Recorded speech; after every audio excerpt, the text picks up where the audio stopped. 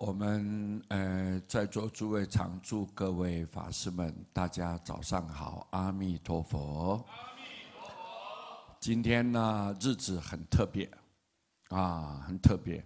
刚好我们恭弘南无大慈大悲救苦救难的观世音菩萨诞辰纪念日，所以我们今天要用一种感恩、欢喜的心来祝贺，哈。那在上午9点半吧，我们就准时开始举办法会。那在这之前，我们利用着吃饭这过堂用斋完之后，师父呢，有一个很重要的公案来跟各位大家分享，要让我们世界各地的这些莲友们都能听得到。也了解我们修行的应该重点在哪里，要很清楚明白那个方向，才不会去走冤枉道路所以师父必须利用这个因缘来跟各位大家介绍，也顺便给大家报告。这个公案的内容呢，是在清朝末年的时候，有一个呢叫做王居士的修行人，王居士，他年过半百了，大概50来岁左右，他没有娶妻，也没有生孩子，家里面没有很惨不是很富有，贫穷在度日。这位王居士在河边搭了一间茅草屋，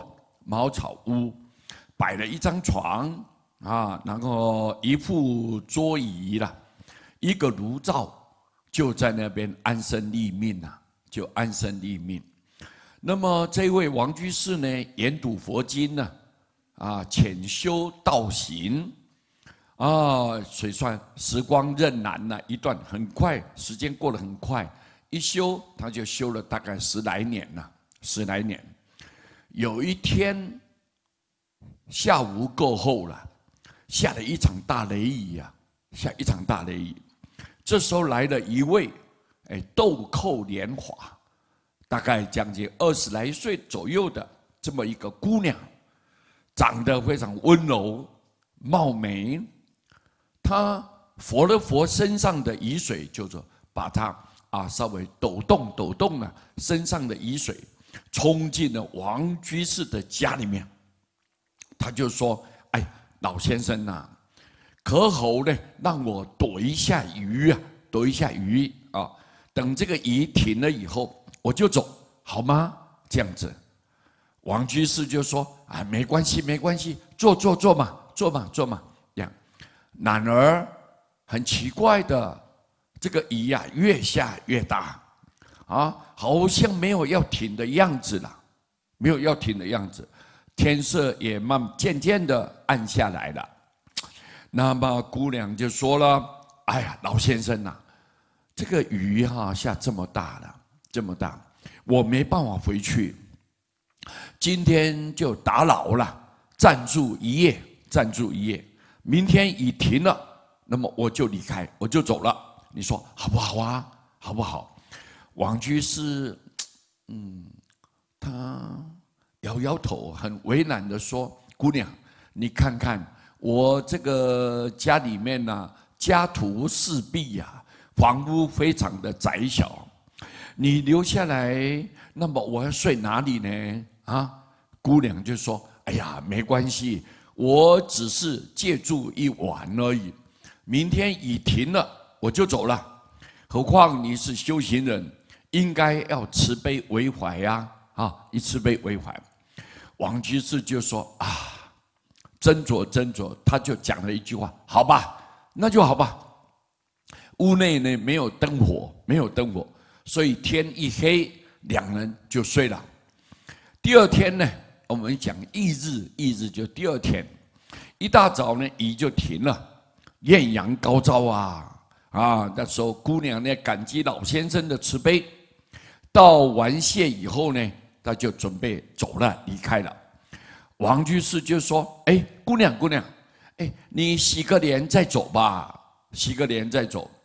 姑娘呢就顺从了老先生的好意啊，洗脸的时候啊，把金戒指啊就取下来，那么就放在桌上。洗好脸以后呢，就向王居士道谢，就离开了。但是王居士在整理东西的时候呢，发现这个桌子上面那个金戒指啊，哎呀，这个老先生心里想：我是修行人，我不该拿这个东西。但这位姑娘呢，似乎好像是很富有，那么损失一枚的戒指，应该不会对她造成什么影响，应该不会。而我的侄子呢，很穷啊，需要钱财的帮助，所以呢，我就不还给他了，不还给他。当他打定主意的时候，姑娘呢又折返回来，找他的金戒指。但是王居士硬是不肯承认，不愿意将金戒指还给姑娘，不愿意。这个时候，那位姑娘就突然间消失了，啪一下子不见了，却在门板上面出现了几个字：王居士贪财，重修20年。这是观世音菩萨的化身啊！因为今天是观音诞辰纪念日，我就讲原来那位姑娘不是平凡人，而是观世音菩萨的化身，到人间来考验王居士修行成果的。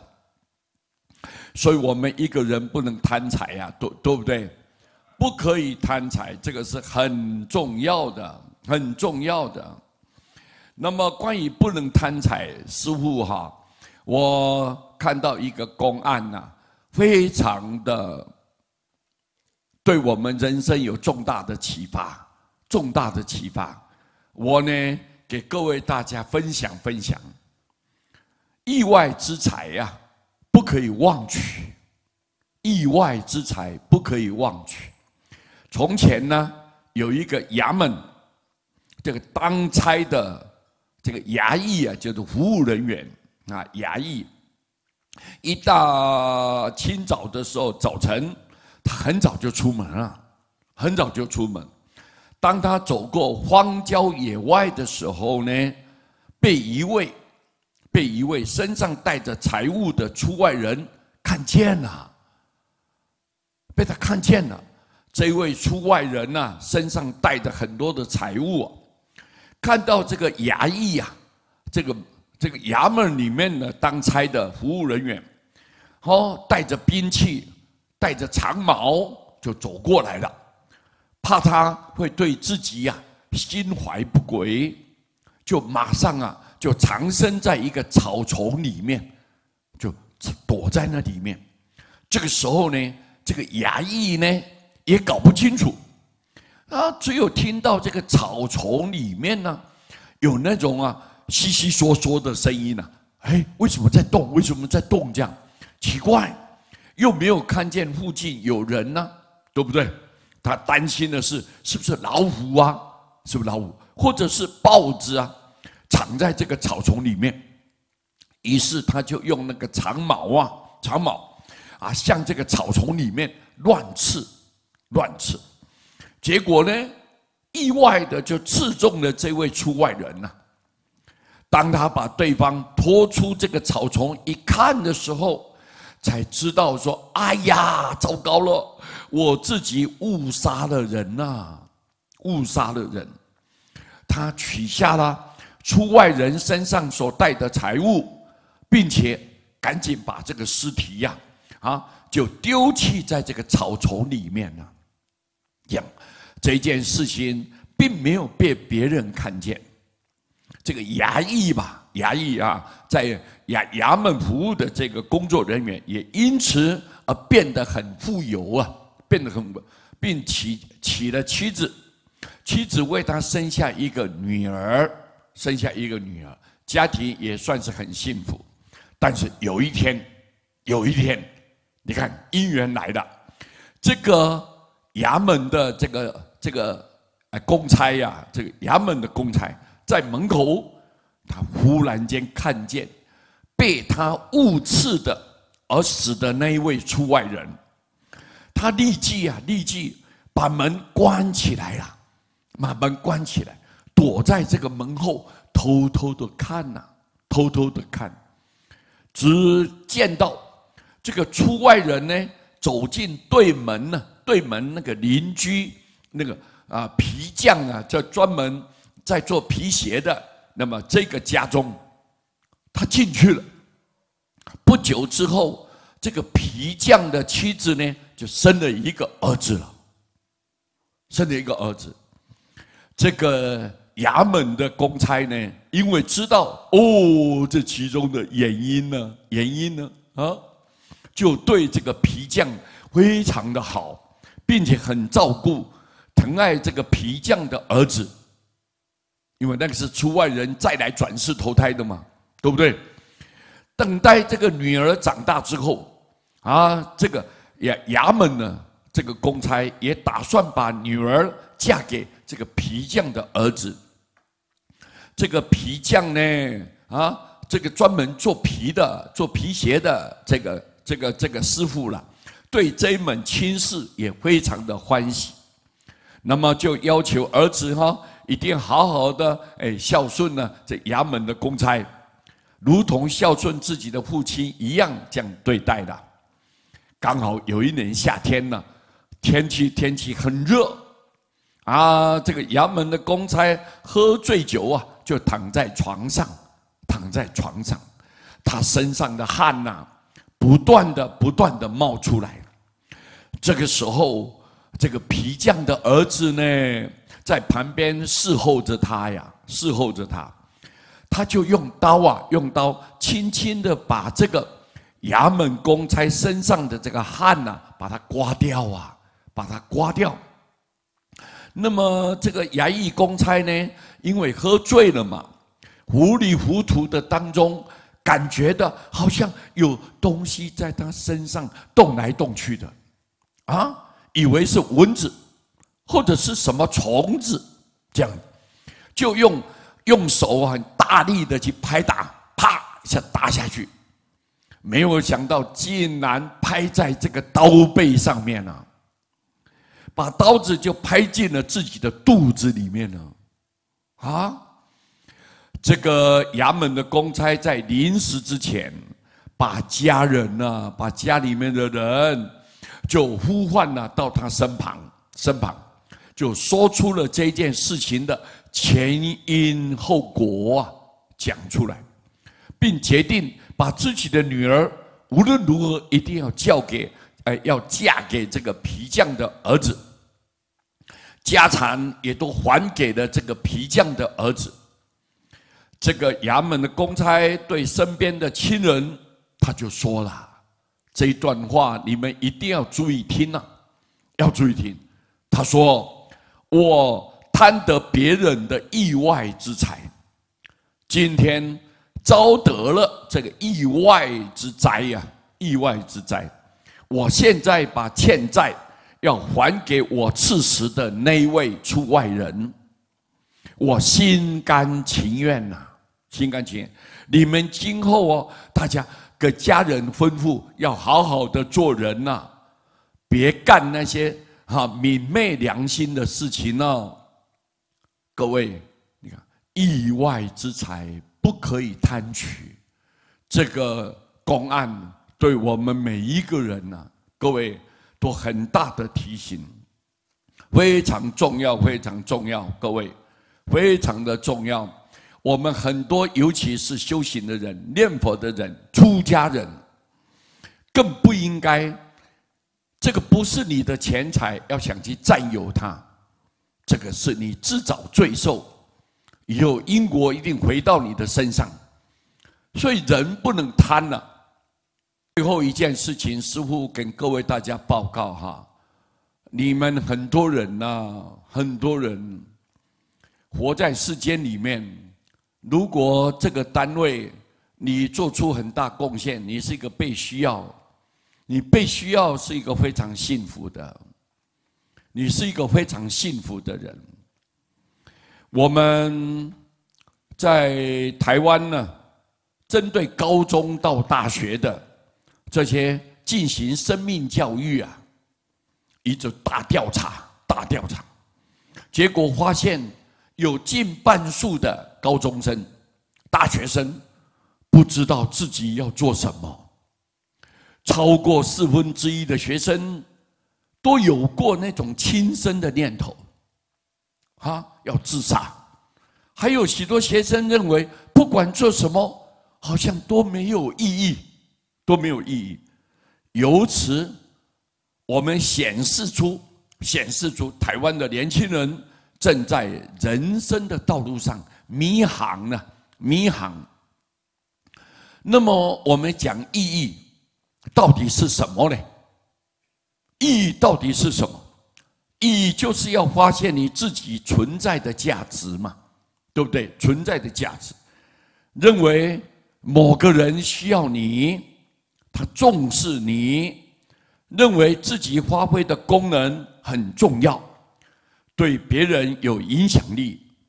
这些我们就是说认定是意义的，生命有意义。我们知道啊，在微软第一位的那个华人的总裁华人总裁那个李开复先生呢，他曾经说过，一个人的成功最重要的就是有影响力。除了能够帮助自己之外，还能够帮助家庭，帮助国家，帮助世界，帮助后人，能够让他们的日子呢都能过得更好，为他们带来幸福跟快乐。影响别人，就好像还原出无数的自己一样，无数的自己。你可以这么问自己，你可以问你自己：我对这个国家、对这个家庭，然后对身旁的人，究竟是减轻还是加重负担？你在道场也一样啊，问你自己，你是减轻还是给大家带来负担？我是让事情变好，还是变坏，变得更糟？我对这个团体、对这个单位，我是解决问题，还是制造问题？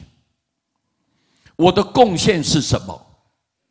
我今天的价值，是升值还是贬值了？认真去想一想，自己可以做哪些事情，让这个世界变得更美好。一个人一定要有利他的目标，能够利益别人的目标。人人都希望感觉到自己是一个有用的人嘛，对不对？每一个内心的深处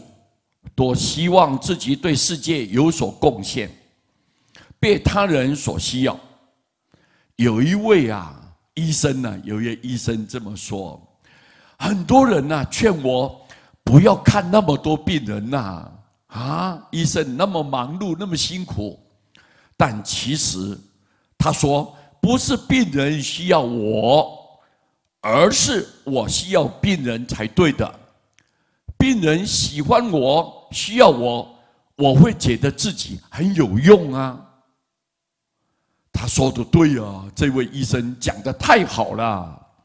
人最大的需要就是被需要，被需要。你是不是被需要的人？当一个人无法发挥内在的价值，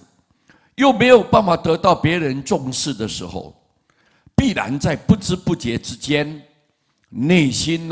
就日渐的遭受到侵蚀，感觉空虚，很空虚，终至到沮丧，非常郁闷了。这就是为什么我们修女非常有名的各位德蕾莎修女，她说，最吓人的贫穷，最害怕的贫穷是寂寞以及没人要的感觉。所以你看，他一再的为众生付出，不管有多艰难呐，不管有多么自己多么疲累，但是他愿意为众生奔跑，付出把爱给大众分享，一直为别人来贡献。所以各位，今天师父在这个地方借用这个因缘来告诉大家，你今天你要自己慢慢问你自己，你是不是被需要的人？你看你们在座各位，还有我们义工的菩萨，大家来到我们这里来，我们的满心的感恩我们随时随地都欢迎他们。为什么他们来付出帮忙，不讲条件，一味的只为道场来设想？他们是一个被正国事所需要的人。你们在道场里面呢，一点一滴、一丝一毫，都在这边呢，来关怀，让道场呢所有的信众都来肯定，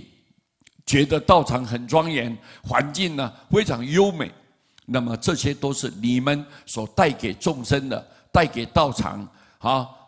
给每一个人的感受，都是充满着无限的希望，内心无比的庄严。所以你们呢，功在正国事，尤其我们世界各地的莲友，他们长期以来对道场的付出做出很大很大的贡献。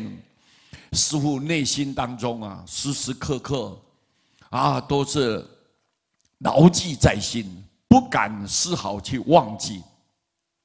今天我们就用这个机会，感谢我们世界各地的莲友，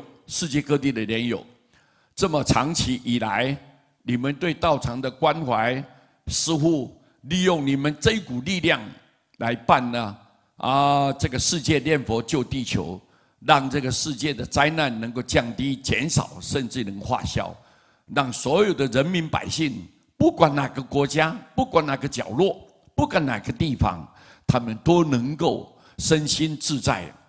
无灾无难能够平安幸福。这是师父所追求的。我很感谢大家对道场或者对我们活动的护持，很感谢大家。希望借用这样的一个公案典故，能够回向给所有我们世界各地的莲友。你们呢，道业越来越进步，你们的知见这个观念越来越端正。